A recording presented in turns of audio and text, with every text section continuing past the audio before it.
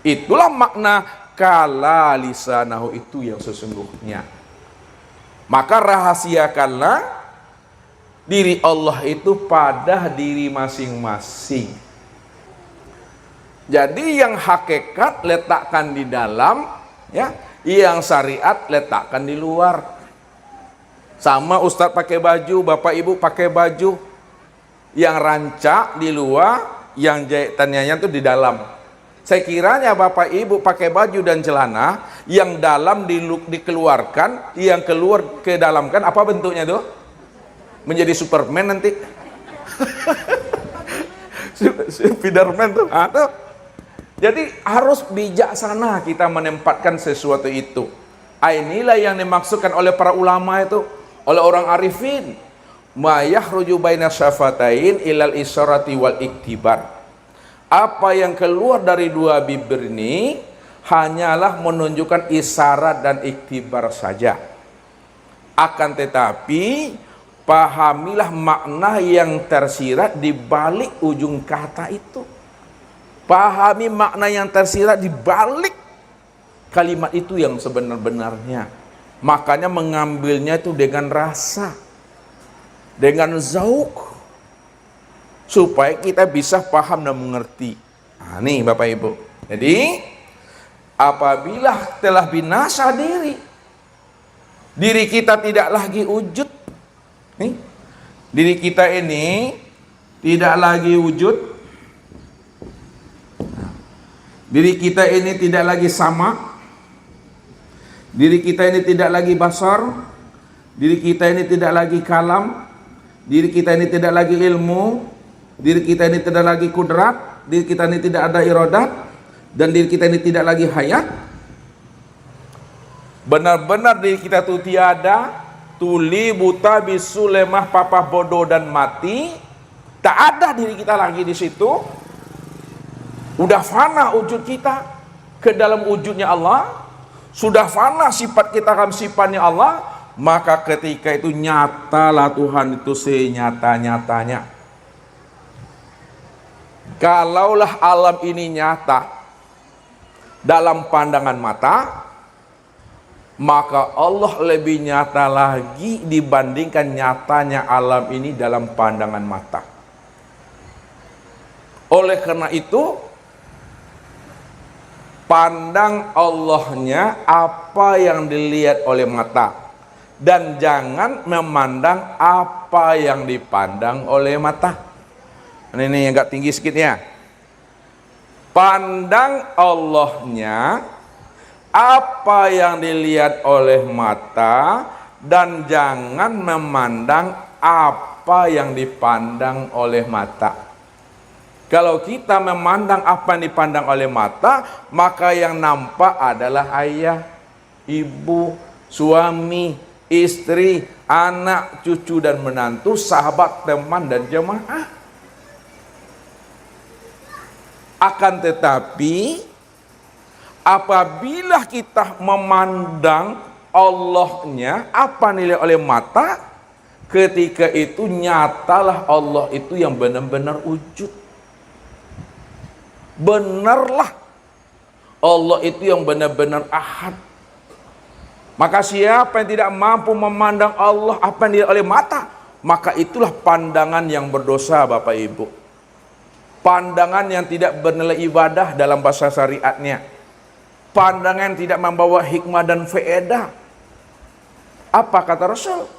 Man nazaro ila say'in malam yarallaha fihi fahuwa batil. Barang siapa yang bisa memandang kepada sesuatu, dipandangnya ayahnya, dipandangnya ibunya, dipandangnya istrinya, dipandangnya suami, anak, cucu, menantunya, lalu dia tidak mampu memandang Allahnya, itulah pandangan yang berdosa itu.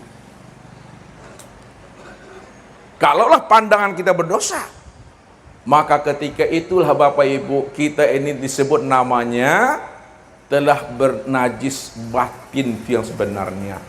Apa kata Allah? Innamal musyrikuna najasun. Sesungguhnya orang musyrik itu orang yang tidak mengenal Allah, orang yang tidak memandang Allah, maka itulah yang najis itu. Kenapa dikatakan najis? Karena dia tidak mampu mengenal dan memandang akan Tuhannya. Maka wajib kita ini setiap harinya mandinya mandi hadas besar, mandi junub Bapak Ibu. Walaupun Bapak Ibu tidak junub secara zahir, tapi ketika kita tidak mengenal Allah, ketika kita tidak terpandang Allah, maka ketika itu kita telah junub, itu yang hadas besar itu. Ini mesti pahami. Ya, betul-betul nyata Tuhan itu. Apa kata Allah? La ilaha illahu. Tidak ada yang nyata, tidak ada yang wujud, melainkan yang nyata dan wujud itu hanyalah Dia. Kullu syai'in halikun ila wajahahu. Tiap-tiap segala sesuatu yang wujud dan yang nyata, hakikatnya itu binasa. Illa wajahahu, yang nyata itu hanya zat semata-mata. Ini yang mesti kita nafikan dan kita isbatkan ketika Bapak Ibu membaca kulimah tauhid la ilaha illallah. Lihat.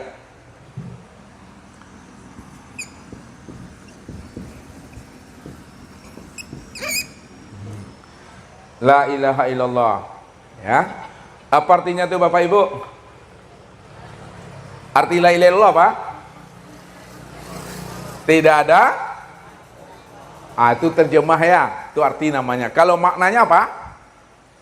Maknanya apa?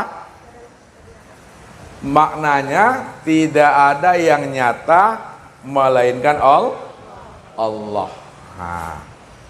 Ini yang mesti kita jazamkan, kita i'tiqadkan, kita patrikan ke dalam diri. Karena kalimat tauhid ini Bapak Ibu, ada kalimat nafinya dan ada kalimat isbatnya. Lihat. Mana yang nafi dan mana yang isbat. La ilaha, ini disebut namanya kalimat nafi. Sedangkan illallah disebut namanya kalimat isbat. Mentiadakan dan menetapkan. Pertanyaannya, ketika Bapak Ibu melafazkan kalimah la ilaha illallah, ada nafi dan ada isbat, mana yang dinafikan pada diri dan mana yang diisbatkan pada diri. Tahu ibu-ibu? Lain tak tahu dah. Lain tak tahu dah. Lihat. Yang dinafikan pada diri itu adalah tubuh beserta nyawa. Apa maknanya? Tidak ada yang nyata pada tubuhku, kulitku, dagingku, urat, tulang, hati, jantung, rabu, empedu, buah punggung, ruh, dan sirku, itu dinafikan. Illallah, baru diisbatkan.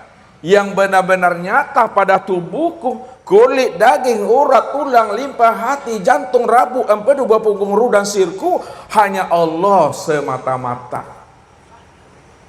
Dia yang wujud dan Dia yang nyata. Karena tidak ada alam selain Dia, tidak ada sesuatu selain Dia, tidak ada di Bapak Ibu selain Dia. Hanya Dialah satu-satunya itu. Ini yang selalu i'tiqad pada saat memandang, pada saat berkata, pada saat berjalan, pada saat melangkah, pada saat bergerak, dan pada saat diam, sampai habisnya usia umur kita itu. Inilah orang yang telah berada di dalam kuliman la ilaha illallah, dan itulah diri yang telah berkulimah. Jadi diri yang berkelima itu Bapak Ibu tidak hanya sekedar melafazkan kulimah la ilaha illallah, tidak hanya sebatas mengucapkan la ilaha illallah. Diri yang benar-benar berkelima itu di mana dia telah mengenal diri yang bernama Allah itu, di mana dia sudah mengenal diri yang punya nama itu. Sebab apa? Al-ismu wal musamma wahid. Nama dengan diri yang punya nama itu adalah esa Bapak Ibu. Satu, tidak pernah berpisah cerai. Contoh, nih, anggaplah ini gula, ini manisnya. Apakah seperti ini pemahamannya? Ini gula, ini manisnya. Berpisahkah manis dengan gulanya? Tidak. Kalau tidak berpisah manis dengan gula, lalu manis itu letaknya di mana? Manis itu letaknya di gula. Manis itu letaknya di gula. Jadi kalau kita sebut namanya spidol, kita sebut namanya mik, ini orangnya spidol tuh. Disebut namanya mik, ini orangnya itu. Disebut namanya kopiah, ini orangnya. Disebut namanya tangan, ini orangnya. Ketika Bapak Ibu menyebut Allah, mau orangnya, mau wujudnya, terang dan nyata tuh. Makanya kalau Allah telah nyata, Allah telah zahir, Allah telah wujud, tak nampak juga sama Bapak Ibu nyatanya Allah itu yang butuh sangi itu Ustaz tuh. Ya, sangi-sangi butuh. Kain lah menjadi baju, bacari-cari jo kain dulu padahal lah menjadi bajunya. Mestinya Bapak Ibu ketika memandang baju yang terpandang itu adalah kain. Jadi jangan dicari juga kain itu lagi. Kalau udah lupakan ke tukang jahit, jangan ditanya aja kain awak maaf Pak tukang, karena nyala jadi baju tuh. Begitu Bapak Ibu mesti memahaminya. Ya. Ketika Bapak Ibu suruh anak, ini gelas. Ini gelas kaca. Lihat. Ya, gelas yang terbuat dari kaca. Kenapa manusia ini selalu tertipu memandang kaca?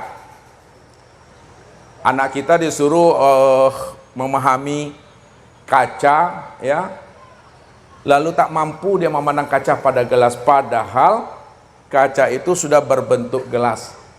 Apa sebabnya mereka tidak mampu memandang kaca pada gelas? Karena selalu tertipu memandang bentuk dan rupa Bapak Ibu. Bagaimana cara kita mengajarkan kepada anak kita supaya dia mampu memandang kaca pada gelas nih? Diapakan gelas itu Bapak Ibu? Dipecahkan.